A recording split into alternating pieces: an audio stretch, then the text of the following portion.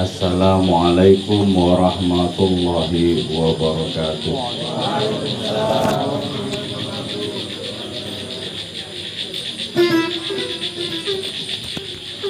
Bismillahirrahmanirrahim. Hamdan wa sana'an laka ya Allah, salatan wa salaman laka ya Habibullah, wa ala alika wa ashabika ya khair khalqillah, amma ba'du. Alhamdulillahi rabbil alamin. Pada malam hari ini kita bisa berjumpa kembali dalam sebuah kajian kitab Burdah.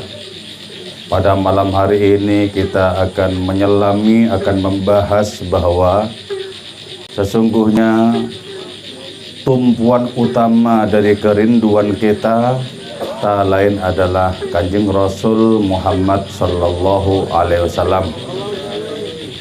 Seberapa frekuensi hasrat dan kerinduan kita kepada beliau, maka seperti itu pula lah tingkatan rohani kita di hadapan beliau, juga di hadapan Allah Subhanahu wa ta'ala. Akan tetapi sebagaimana biasa, sebelum kita memasuki pembahasan tentang tema ini, kita akan disuguhi sebuah lagu Alfulailah Walailah dari Ummi Kulthum. Mari dipersilakan.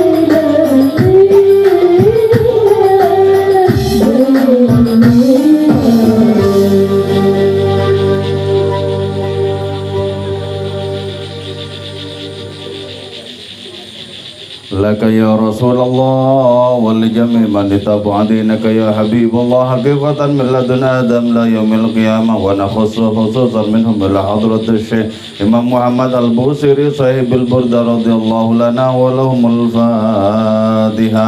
أعوذ بالله من الشيطان الرجيم بسم الله الرحمن الرحيم الحمد لله رب العالمين الرحمن الرحيم مالك يوم الدين إياك نعبد وإياك نستعين اهدنا الصراط المستقيم صراط الذين أنعمت عليهم غير المغضوب عليهم ولا الضالين آمين لتقربنا إلى الله تعالى لمحبتنا إلى رسول الله صلى الله عليه وسلم لسلامتنا في الدين والدنيا والآخرة لقضاء ديوننا لقضاء حاجاتنا من حوائج الدنيا والآخرة لتيسير أرزاقنا حلالا طيبا مباركا كثيرا وسعا لصحة جسادنا وقلوبنا لشفاء أمراضنا ظاهرا وباطنا لدفع البلايا والمحن والفتن والأمراض الأسقام ولمنافعنا لمصالحنا لأهل بيتنا وأولادنا وذرياتنا وجوارنا وأصدقائنا وجميع المسلمين والمسلمات والمؤمنين والمؤمنات الأحياء منهم والأموات ولعز الإسلام والمسلمين بجودك يا الله بشفاعة نبيك يا الله ببركة أوليائك يا الله وبأسرار الفاتحة من الشيطان الرجيم بسم الله الرحمن الرحيم الحمد لله رب العالمين الرحمن الرحيم مالك يوم الدين إياك نعبد وإياك نستعين اهدنا الصراط المستقيم صراط الذين أنعمت عليهم غير المغضوب عليهم ولا الضالين آمين قال المصنف رحمه الله تعالى ونفعنا بعلومه ومدنا بأسراره وفاض علينا من بركاته وبكم آمين بسم الله الرحمن الرحيم يا خير من يمم العافون ساهده سعيا وفوق متون الأينك الرسوم صلى الله عليه. Ya khairaman, wahai sebaik-baik orang, yammama yang menuju al-afuna, siapa orang-orang yang berhasrat sahatahu terhadap halamannya itu khairaman, sa'yan dengan berjalan kaki, wa fawqa mutunil ainuki dan mengendarai unta ar-rusumi yang cekatan. Yang pertama kalimat khairaman, sebaik-baik orang. Jangankan yang lebih baik dari Rasulullah, yang menyamai saja tidak ada. Jangankan yang menyamai, yang persis di bawahnya tidak ada. Kalau di bawahnya jauh ada. Jadi untuk beliau itu yang berlaku adalah la yambaghi qablahu wala ba'dahu lirakib. Tidak pantas, tidak mungkin orang yang mendaki perjalanan rohani itu berada di bawahnya persis, apalagi di atasnya, makin tidak mungkin. Jadi beliau adalah tuan bagi seluruh alam raya, bagi kehidupan ini dan bagi kehidupan nanti. Tuan. Nah, karena beliau adalah tuan di atas segala tuan, Sayyidus Sadat, maka sangat pantas kalau beliau menjadi tumpuan bagi seluruh kerinduan umat manusia. Dijelaskan bahwa dulu orang-orang yang merindukan beliau datang dari berbagai macam negara, dari berbagai macam wilayah, itu berjalan kaki. Kalau tidak berjalan kaki, mereka itu mengendarai punggung-punggung unta yang sangat cekatan. Jadi bayangkan ya, kerinduan kepada beliau menggerakkan umat manusia menempuh perjalanan yang tidak dekat, menempuh perjalanan yang jauh hanya untuk menuntaskan, melampiaskan kerinduan itu kepada beliau. Jadi karena itu kita perlu belajar untuk menumbuhkan kerinduan kepada beliau. Semakin paham kita tentang siapa beliau, maka akan semakin tumbuh kerinduan kita kepada beliau. Itu pentingnya kita berusaha untuk menumbuhkan benih-benih kerinduan kepada beliau. Wong jangankan makhluk berakal seperti manusia, unta-unta yang tak berakal seperti manusia, ketika dari jarak yang jauh sudah kelihatan kubah Masjid Nabawi, unta-unta itu menangis, dan unta-unta itu semakin mempersegera langkah-langkahnya. Kenapa? Karena unta pun merasakan kerinduan yang tak terpermanai itu kepada Kanjeng Rasul Muhammad Sallallahu Alaihi Wasallam. Karena itu berniatlah dari sekarang.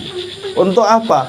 Untuk mendatangi beliau dalam rangka menuntaskan kerinduan. Jangan berpikir bahwa sekarang kita tidak punya dana ke sana. Jangan berpikir. Jangan berpikir. Yang penting kita meluapkan kerinduan. Kalau suatu saat kita dipanggil oleh Rasulullah, maka akan ada cara tersendiri untuk sampai di sana. Jadi salah satu caranya itu begini ya. Setiap kali kita sholat, di tahiyat terakhir, sebelum mengucap salam, berdoalah. Allahumma salli ala Sayyidina Muhammad, Allahumma ballighna nazuruh. Allahumma ballighna nazuruh itu bermakna, ya Allah, tolong berikan aku kesempatan, berikan aku karunia berziarah kepada Kanjeng Rasul. Saya mengamalkan doa itu semenjak masih sanawiyah sampai sekarang. Dan saya sudah umroh 3 kali, tidak ada satupun yang saya bayar sendiri ongkosnya. Betul-betul ditarik oleh Rasulullah. Yang pertama, Cakus, mana KTP-nya? Untuk apa? Mau didaftarkan umroh, alhamdulillah. Berangkat.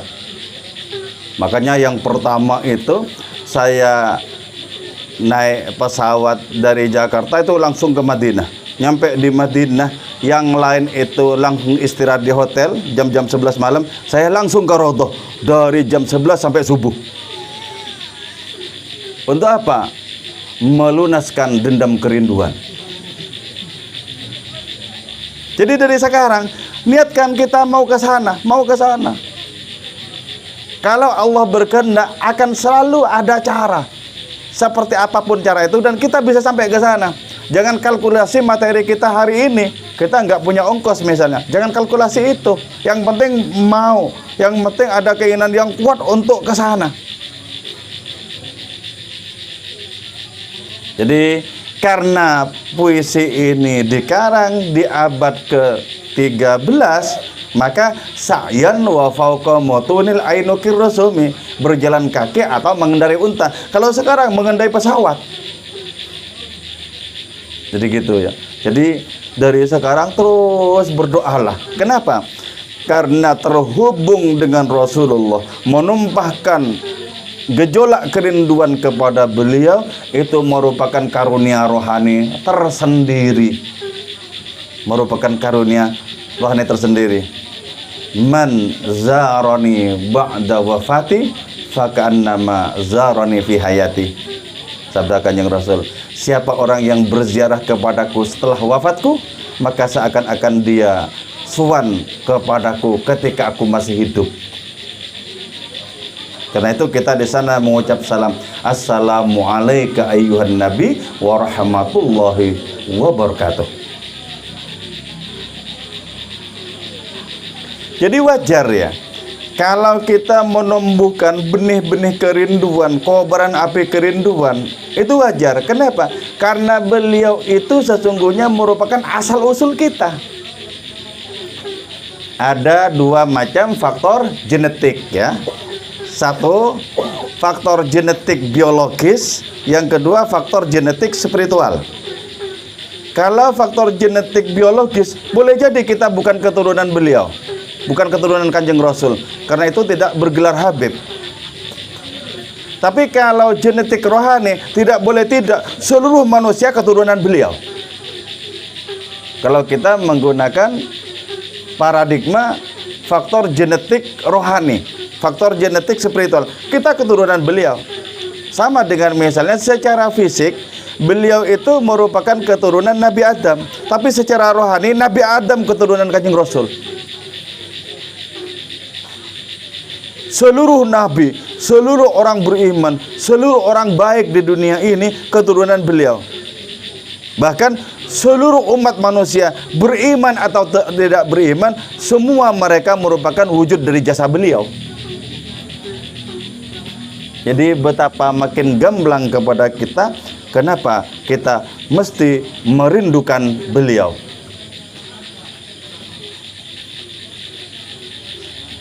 Nah, perkara kerinduan kepada beliau itu memang memiliki magnet tersendiri untuk menarik hati siapa saja menumpahkan rindu kepada beliau. Jadi punya magnet. Andaikan hati seseorang tidak betul-betul terkunci, pasti ada kerinduan seberapapun frekuensinya kepada beliau. Pasti ada kerinduan.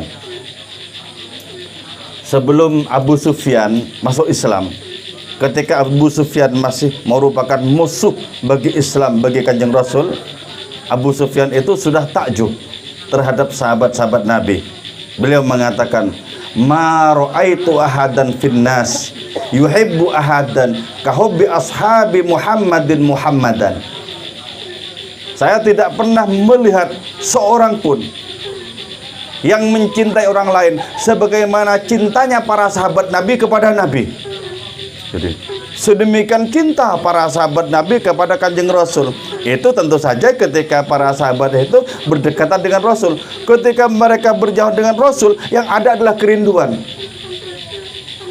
Jadi kerinduan itu dialami oleh seseorang yang jarak dirasakan merupakan penderitaan. Rindu. Jadi makanya ada tradisi di kalangan para sahabat itu ya. Setiap mereka mau bepergian, pasti pamitannya terutama kepada Kanjeng Rasul. Bukan karena perkara sungkan atau tidak enak, merindukan. Sama ketika mereka itu baru pulang dari bepergian, pasti yang pertama kali didatangi itu Kanjeng Rasul sebelum menginjakkan kaki di halaman rumahnya masing-masing. Kerinduan itu yang menggerakkan. Jadi karena itu untuk zaman seperti sekarang di mana orang sibuk dengan agendanya masing-masing, tolong jangan kemudian dilenyapkan adanya ikhtiar-ikhtiar kita untuk menumbuhkan kerinduan kepada beliau. Jangan dilenyapkan. Itu hal terpenting itu. Hal terpenting. Maka karena itu kemudian ya, ketika orang yang sudah memendam rasa rindu kepada beliau, orang ini ikut dalam asyrokolan, bisa tumpah ruah tangisnya. Tangis itu bisa terjerit di dalam hati, bisa juga melalui air mata, bisa tumpah. Oh, gimana tidak tumpah? Asyrokol kaunu btihajan. Alam semesta itu memancarkan cahaya keindahan biwujudil Mustafa Ahmad. Dengan adanya Kanjeng Rasul terpilih bernama Nabi Ahmad. Jadi kalimat-kalimat di dalam asyrokolan itu adalah kalimat-kalimat kerinduan. Itulah sebabnya ketika kita memasuki pembahasan tentang Rasulullah, ketika kita memasuki asyrokolan, usahakan yang merasakan itu adalah hati kita. Jangan sampai hati kita lalai ketika kita sholawatan, ketika kita asyrokolan. Tumbuhkanlah dengan sungguh-sungguh rasa rindu, rasa takzim kepada beliau itu. Tumbuhkan di dalam hati diri kita. Ada seorang tabi'in ya, bernama Khalid bin Mi'dan Al-Kala'i. Tabi'in ini sedemikian kuat rasa rindunya kepada Kanjeng Rasul, sehingga si Khalid ini tidak pernah mau tidur terlebih dahulu sebelum beliau itu mengungkapkan kerinduannya kepada Rasulullah dan para sahabatnya. Beliau kemudian bilang, hum asli, mereka adalah asal usulku. Hum fasli, mereka adalah fasalku, bab tentang aku. Yahinnu qalbi ilaihim, hatiku betapa sangat merindukan mereka. Karena itu ya Allah, tolong cepat pertemukan aku dengan mereka. Jadi ini merupakan contoh kerinduan yang meluap-luap. Nah karena itu ketimbang hati kita berisi sesak dengan berbagai macam isi duniawi ini, lebih baik sapulah seluruh isi itu, bersihkan, lalu munculkan kerinduan kepada beliau. Kerinduan yang sangat membantu kita untuk berakrab ria dengan beliau. Kerinduan yang sangat membantu kita untuk mendapatkan syafaatnya di dunia ini dan di akhirat nanti. Oke, sekarang lagunya, monggo.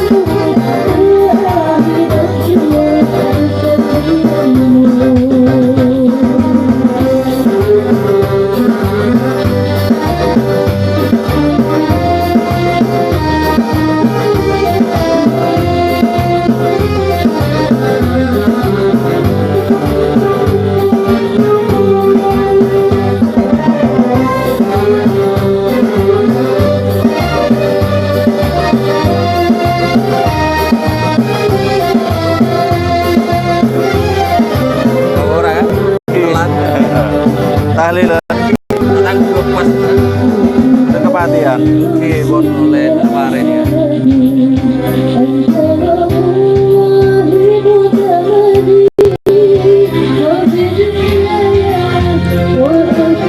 Bon bateros ya dah.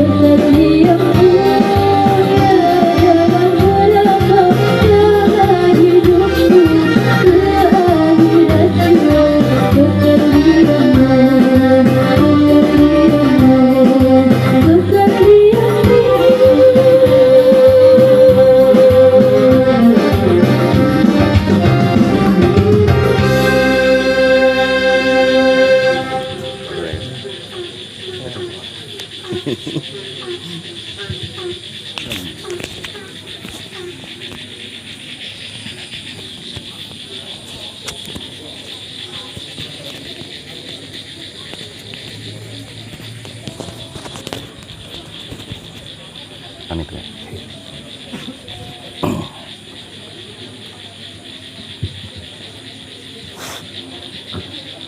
Assalamualaikum warahmatullahi wabarakatuh. Innal hamdalillah nahmaduhu wa nasta'inuhu wa nastaghfiruh wa na'udzu billahi min shururi anfusina wa min sayyiati a'malina. May yahdihillahu fala mudilla lahu wa may yudlil fala hadiya lahu. Asyhadu an la ilaha illallah wa asyhadu anna Muhammadan abduhu wa rasuluh la nabiyya ba'dah. Allahumma shalli wa sallim wa barik ala sayyidina maulana Muhammad wa ala alihi wa ashabihi wa ummatihi ajmain. Assalatu wassalamu alaika ya nabiyallah. Assalatu wassalamu alaika ya rasulullah. Assalatu wassalamu alaika ya habiballah. Assalatu wassalamu alaika ya safiyallah. Assalatu wassalamu alaika ya sahibas syafa'ah. Amma ba'du. Syukur alhamdulillah teman-teman, malam ini kita bisa berkumpul di tempat ini. Semoga majelis ini senantiasa dirahmati oleh Allah Ta'ala. Semoga kita semua, keluarga kita semua, saudara kita semua, orang-orang lain semuanya senantiasa dirahmati dan diberkahi oleh Allah Ta'ala. Semua hajat kita dimudahkan, dikabul, diberkahi oleh Allah Ta'ala, hajat dunia dan akhirat.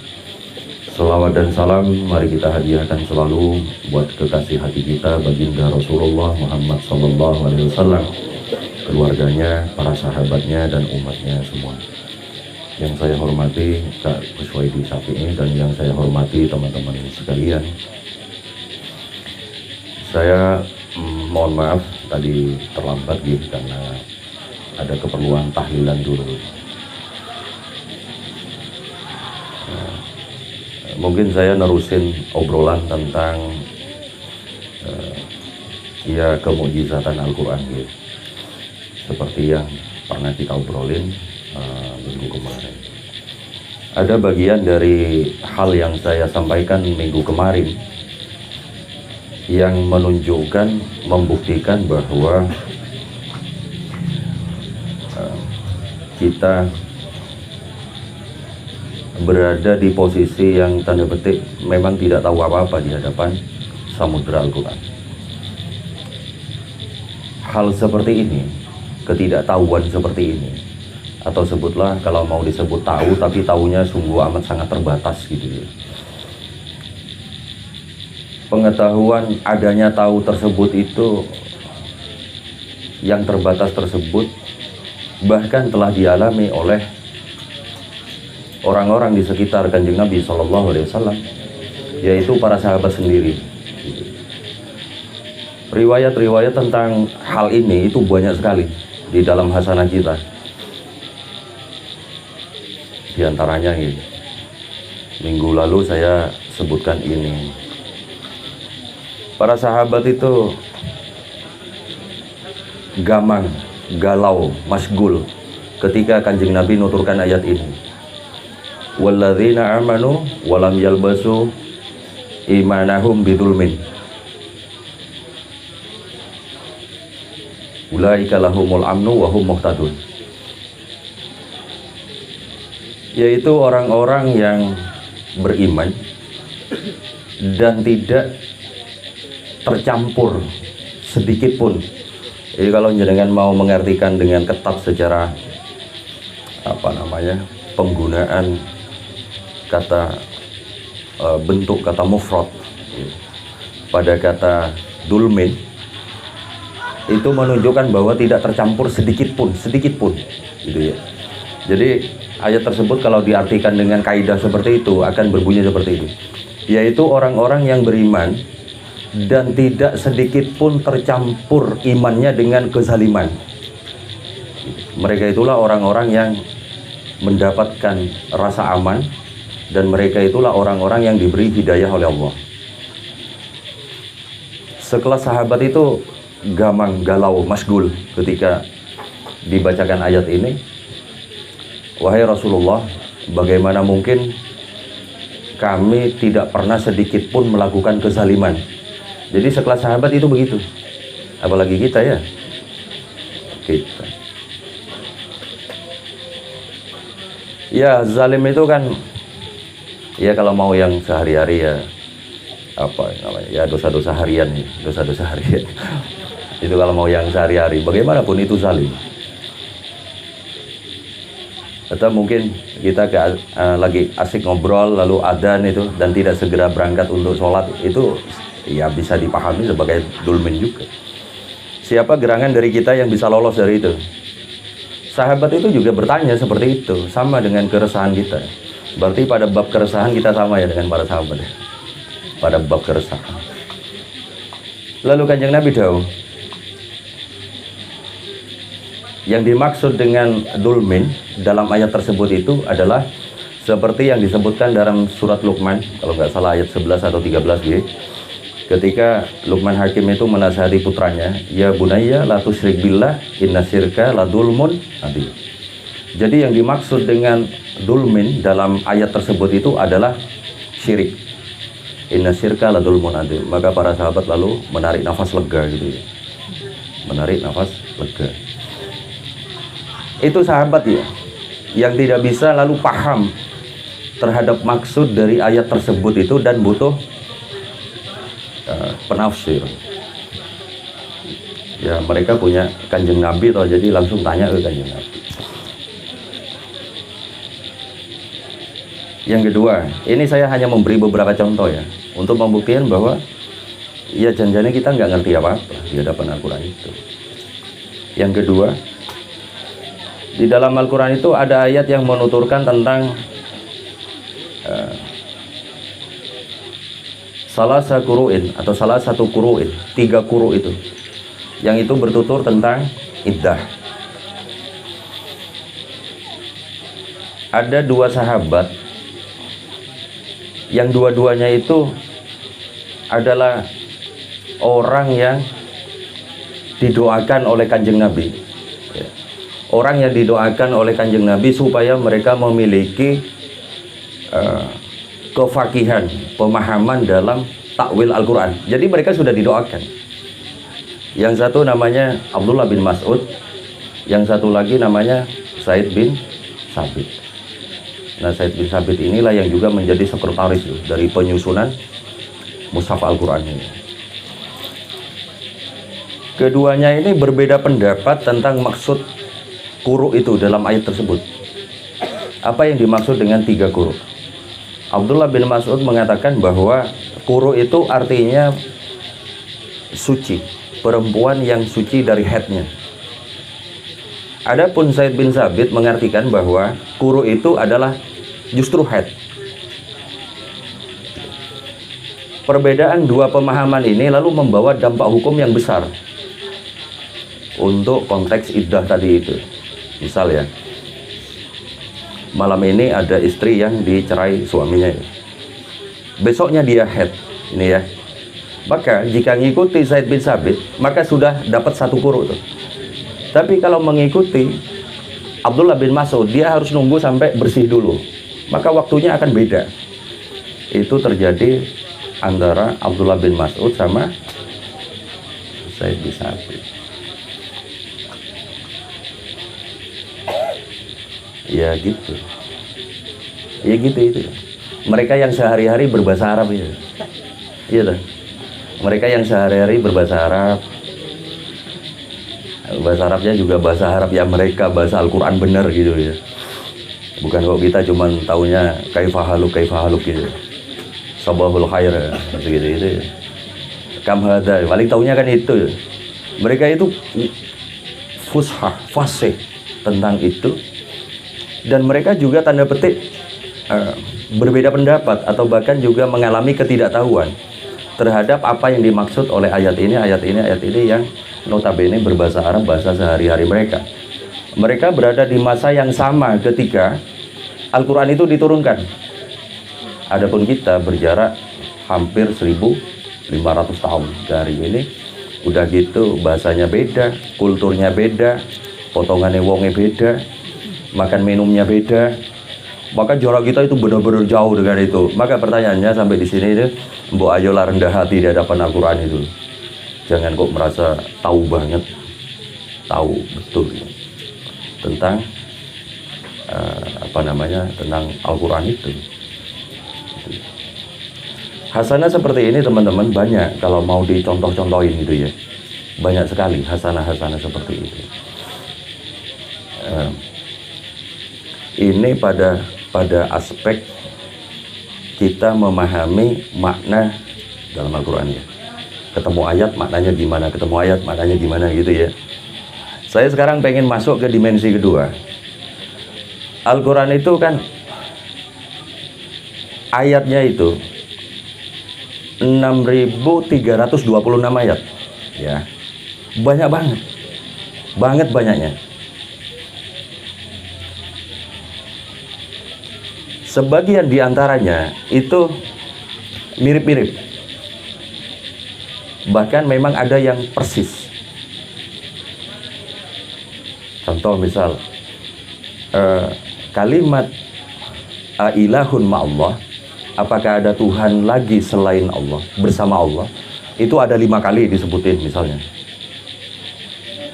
Ayat yang mirip lagi ada wa man lam yahkum bima anzalallah, itu ada 3 kali dalam Al-Quran. Fa bi ayyi alai rabbikuma tukadziban, ada berapa kali coba? Banyak lah ya. Wes pokoknya oke banget.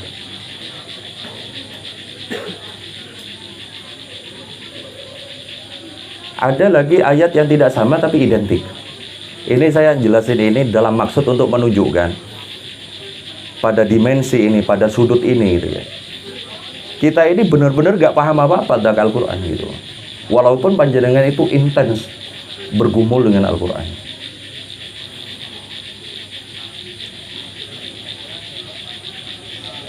Innalladzina qalu rabbunallah tsumastaqamu, itu buntutnya itu beda itu. Hati-hati. Ada yang fala khaufun, ada yang tatanazzalu alaihimul malaikah. Apalagi kalau kita istilahnya itu sering disebut sebagai munasabah ya. Buntut-buntutnya ayat itu loh. Walau la fadlullahi alaikum warahmatuhu, iki lanjutannya opo ya. Innallaha raufur rahim apa? Ini yang menjadi hambatan serius ketika menghafal ayat-ayat itu. Campur aduk ke sana kemari. Tapi masih mending lah ya daripada campur aduk antara atin sama itu parah itu. Apalagi atin itu campur aduk ke wal asri. Ya gitulah kita gitu deh. Nah, saking banyaknya ayat Al-Quran, saking begitu banyaknya bagian-bagian dari ayat itu yang tanda petik mirip-mirip, bahkan ada yang sama gitu ya. Rasanya di level kita ini, muskil untuk tidak dikatakan mustahil kecuali Allah membimbing ya. Lalu kita itu merantasi menemukan pegangan dari ayat-ayat Al-Quran dari A sampai Z. Itu rasanya muskil. Umpama katakanlah kita pengen banget menjadikan Al-Quran sebagai pedoman hidup gitu ya. Andai kita bisa megang 10 prinsip gitu ya. Lalu kita dapat ayatnya sebagai prinsip dan ayat yang kita pegang itu benar-benar kokoh gitu ya secara paradigmatik, itu rasanya udah luar biasa. Apalagi kok sampai keseluruhan aspek hidup gitu. Lagi-lagi jangankan kita, Abu Hurairah ngalami masalah seperti itu. Abu Hurairah, apalagi Abu Amin Rais, Abu Arko, Sayyidina Arko, susah. Gini riwayatnya, Abu Hurairah itu ditanya sama seorang perempuan gitu. Tapi ini ambil sisi positifnya ya, karena ada sisi yang agak-agak sip gitu ya. Saya pengen nuturkan ini dalam konteks ilmu aja lagi, jangan ambil enaknya gitu. Abu Hurairah itu ditanya sama seorang perempuan, dicegat gitulah ya. Wahai Abu Hurairah, saya telah berzina. Perempuan ini nih,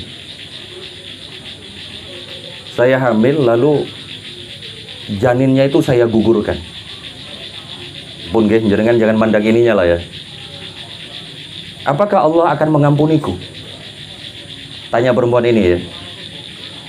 Abu Hurairah menjawab langsung, sungguh celaka loh. Perempuan ini shock mendapat jawaban dari Abu Hurairah yang disebut sebagai orang dekatnya Kanjeng Nabi gitu ya. Saking shocknya ini dia lalu teriak dan kabur gitu loh.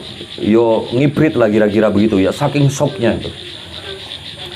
Begitu perempuan ini lalu menghilang dari hadapan Abu Hurairah, Abu Hurairah itu lalu menyesal luar biasa telah mengatakan itu.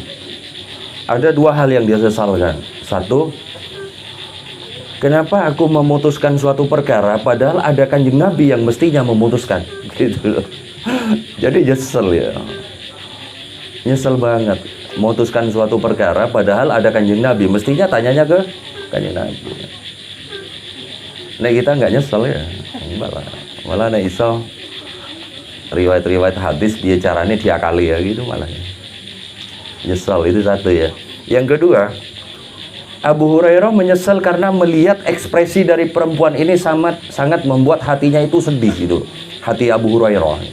Maka Abu Hurairah langsung segera menghadap kepada Kanjeng Nabi, menceritakan peristiwa ini. Apa coba yang dituturkan Kanjeng Nabi kepada Abu Hurairah? Sungguh engkau telah membuat celaka orang lain. Lalu Kanjeng Nabi nuruskan, apakah engkau tidak pernah menemukan ayat ini? Abu Hurairah loh ya. Ini malaikat Mekkel, Abu Hurairah loh. Apakah engkau tidak pernah menemukan ayat ini? Yang dimaksud Kanjeng Nabi itu surat Furqan, kalau nggak salah ayat 58 atau 60 ya. Lalu Kanjeng Nabi membacakan ayat itu. Ayatnya ada 3 atau 4 ayat ya. Buntutnya seperti ini nih. Orang-orang yang berbuat dosa, berzina, bla bla bla, membunuh, bla macam-macam. Buntutnya seperti ini. Illa man taba wa amana wa amila solihan faulaika yubaddilullahu sayyiatihim hasanat wa kana Allahu ghafurar rahima. Abu Hurairah itu nangis begitu dibacakan ayat ini. Mungkin batin kok yo lali ya ngono iki. Nek awake dhewe boten encen ra ngerti. Itu Abu Hurairah itu. Maka Abu Hurairah itu saking nyesalnya itu ya, dia lalu nyisir kota Madinah mencari perempuan ini. Peristiwa ini diceritakan terjadi, ada yang meriwayatkan siang hari duhur, ada yang menyiapkan malam hari. Pokoknya perempuan itu lalu baru ketemu besok sorenya, dicari bener sama Abu Hurairah itu. Nah saya kan enak di broadcast ya, sopo ngerti iki ya. Di tweet ya. Tolong lur golek ke. Dicari sama Abu Hurairah itu. Begitu ketemu ya besok sore itu, Abu Hurairah berkata kepada perempuan ini, maafkan saya, Kanjeng Nabi telah memberikan keterangan begini-begini, apa yang kukatakan salah. Perempuan ini ya saking bahagianya itu ya, saking bahagianya, senangnya itu nangis juga, dan menjerit, tapi nangis dan menjeritnya itu menjerit bahagia. Lalu berikutnya dituturkan bahwa perempuan ini justru menjadi perempuan yang sangat solehah gitu loh. Gitu. Itu Abu Hurairah ya, sampai iso keselip ayat. Nyawa dhewe napa? Mboten keselip ya cenderang ngerti amat. Oh jebule ono to ayat kuwi. Ya ya. Gitu. Jadi mustahil lah rasanya ya kita itu sampai lalu bisa jangkep. Misal ada orang bertanya ini ya, Al-Quran itu kan jelas kafah. Karena telah dituturkan di Al-Quran itu bahwa tidak ada satu bagian pun yang terlupakan oleh kami, kan begitu? Ayatnya itu begitu. Ketika ada orang bertanya bagaimana tentang ini, itu mestinya ada ayatnya, cuman kita nggak ngerti. Atau kalaupun ada ayatnya, mungkin sifatnya tidak benar-benar sharih ya, bisa dipahami dari metode usul fiqh, entah itu mafhum mukhalafah, mafhum muwafaqah gitu ya. Tapi prinsipnya itu pasti ada, cuman karena kita nggak tahu saja. Sama dengan gini, saya tambahin satu contoh ya. Kawan-kawan kita, saudara-saudara kita seagama yang senenge bid'ah-bid'ah ini ku, nggih saudara juga kan ya, saudara lah. Itu kan mesti ngandalinnya ini, wa kulla bid'ah dalalah, kan mesti itu tuh. Ya mungkin jenengan perlu kritis saja lah pada ungkapan-ungkapan seperti itu ya. Karena kalangan yang tidak punya daya kritis yang baik terhadap ini, itu memang rawan terseret. Karena mereka mantap meyakinkan. Contoh, sampai tak kasih contoh, mesti sampai yakin, nah itu benar. Wa kulla bid'ah dalalah, dan semua bid'ah itu sesat. Kata yang dipakai itu kulla, kullun, seluruh. Dan yang dawuh siapa? Kanjeng Nabi Sallallahu Alaihi Wasallam. Ini dengan ekspresi, bayangin saya berjenggot tempat ini. Yang dawuh itu siapa? Kanjeng Nabi Sallallahu Alaihi Wasallam. Lalu ada orang berikutnya yang mengatakan bahwa bid'ah itu ada yang hasanah, ada yang sayyi'ah. Sampai milih Kanjeng Nabi apa milih yang berikutnya? Selesai lah nih wong ora kritis ya.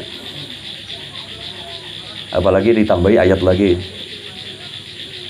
Atastabdiluna billadhi huwa adna. Ya, atastabdiluna billadhi huwa khair. Apakah engkau akan menukar sesuatu yang jelas baik dengan sesuatu yang rendah gitu. Maksudnya apakah sampean akan menukar Kanjeng Nabi dengan orang selain Kanjeng Nabi? Itu maksudnya. Maka memang mudah terseret gitu. Tapi nek wong ahli ilmu usul fiqh misal ya, atau ahli di metodologi Al-Qur'an, dia akan ngerti bahwa kata kulun itu bukan berarti itu seluruhnya tanpa kecuali. ada pengecualian. Dan ini ditahsis ya. Diterangkan juga didapat keterangannya dari ayat Al-Qur'an. Pembandingnya ya maksud saya ya, contoh nih ada Al-Anbiya ayat 30. Ini bisa jadiin jenengan ilmu nggih untuk mengkritisi itu. Kalau ada yang ngomong ya wa kullu bid'ah dhalalah, jawabannya ini. Kata kulun di situ tidak berarti selalu semua. Sebagaimana surat Anbiya ayat 30, wa ja'alna minal ma'i kulla syai'in hayyin. Dan kami menciptakan dari air segala sesuatu yang hidup. Pertanyaannya, apakah benar segala sesuatu yang hidup itu diciptakan muasalnya dari air? Tidak. Ini diterangkan di Ar-Rahman. Wa laqal jannah min marijin min nar. Wa laqal insana apa namanya? Wa laqal jannah min marijin min nar. Kan begitu? Ini bukti bahwa tidak lalu semua yang hidup itu diciptakan dari air. Sebagiannya iya, sebagiannya tidak. Maka juga bisa dipahami bahwa kulun dalam kulla bid'ah dalalah itu sebagiannya iya dan sebagian tidak. Itu satu. Yang kedua, hadis tersebut itu mestinya ditafsir, ditashih dengan ditahsis dengan hadis yang berikutnya ini juga dawuhnya Kanjeng Nabi SAW. Man ahdasa fi amrina hadza ma laisa minhu fahuwa raddun. Siapa yang mengadakan kebaruan-kebaruan dari urusan kami ini yang bukan bagian darinya, maka hal ini tertolak. Lalu Abdullah bin Umar memberikan penjelasan yang dimaksud dengan amrina itu adalah din, agama. Ngerti nggih? Panjenengan masa ora percaya Abdullah bin Umar? Ya haruslah percaya nggih. Pun nggih jelas. Ini tuturan ini hanya untuk menunjukkan bahwa keterbatasan tahu kita tentang hasanah Al-Quran, hasanah Kanjeng Nabi itu seyogyanya itu obatnya itu cuma satu. Wis tawaduk selesai. Tawaduk aja. Rendah hati saja itu. Bahwa kita sungguh-sungguh tidak tahu banyak tentang Al-Quran, tidak tahu banyak tentang hasanah Kanjeng Nabi. Karena itu ya sudahlah kita hidup yang baik-baik aja lah segitu-gitu itu. Nggih, kula boten ngertos ya ngoten niku. Jawaban kula boten ngertos niku nggih termasuk ajarannya Imam Malik. Ning nek Imam Malik nggih ngertos jane nggih ning boten jelaske. Nek kita nggih asli lillahi taala boten ngertos. Tapi kan cara sanate keren to ndereke Imam Malik. Ya. Padahal asline nggih boten ngertos tenanan. Ya sudah. Oke teman-teman, kira-kira ngoten nggih ngapunten. Wallahu a'lam bishawab. Assalamualaikum warahmatullahi wabarakatuh.